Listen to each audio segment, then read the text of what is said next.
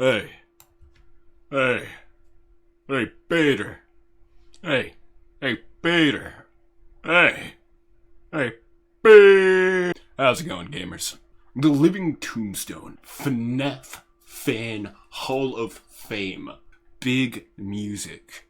All this and more in today's episode of So today I wanted to look into the early Living Tombstone songs and just decipher exactly how lore accurate they are, because funnily enough, we all kind of hail them for being so insanely accurate, but then oftenly the little rebuttal is, well, they still had Reddit back then, theorizing was still happening.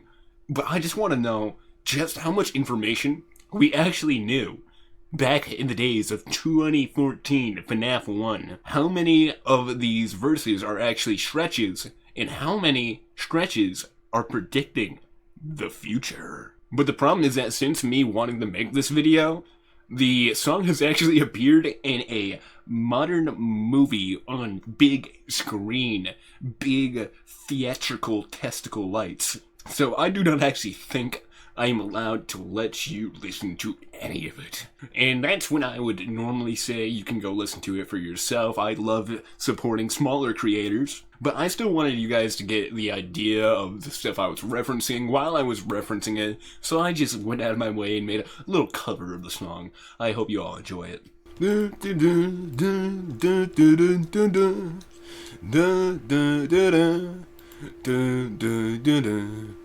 We're waiting every night to finally roam and invite newcomers to play with us. For many years we've been all alone. We're forced to be still and play that same song we've known since that day. An imposture took our life away. Now we're stuck here to decay.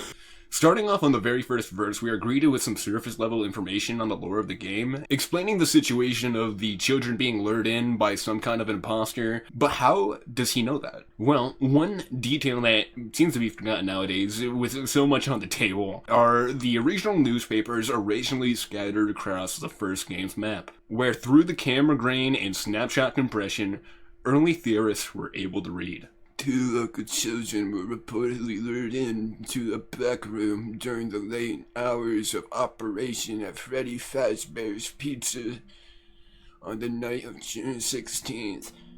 While video surveillance identified the man responsible and had led to his capture the following morning, the children themselves were never found and are presumed dead.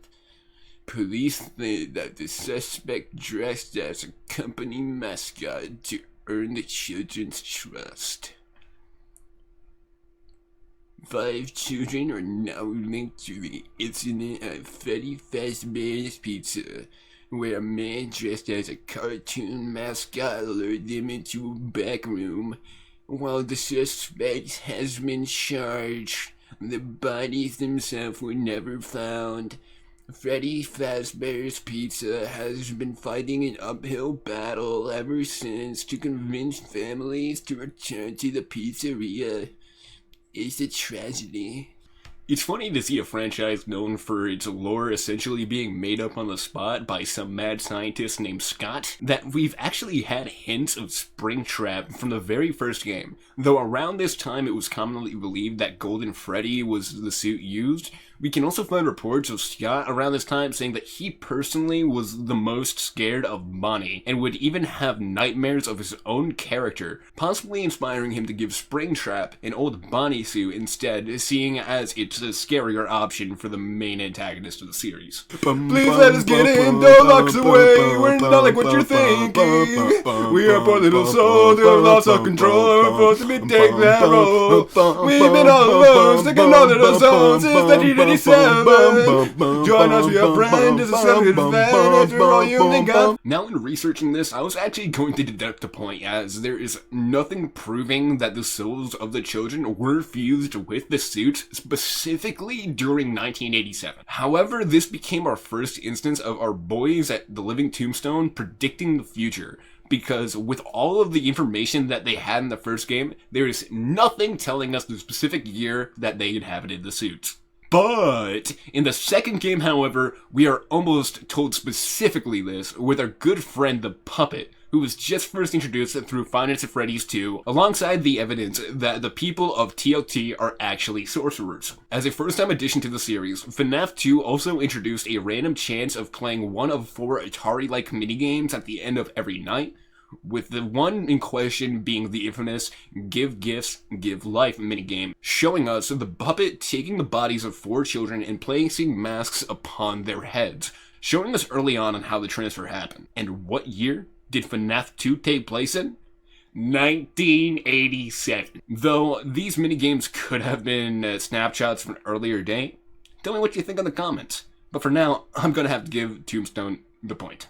We're really quite surprised to get to see you another night. You should have looked for another job. You should have said to this place goodbye. It's like there's so much more. Maybe you've been in this place before. We remember a face like yours. You seem acquainted with those doors. Finally, something that they got wrong. I can absolutely take a point off for this one, right? I mean, there's absolutely no proof saying that our dear protagonist here was also a visitor of the establishment, especially not one that would be able to get to the back security office as a child.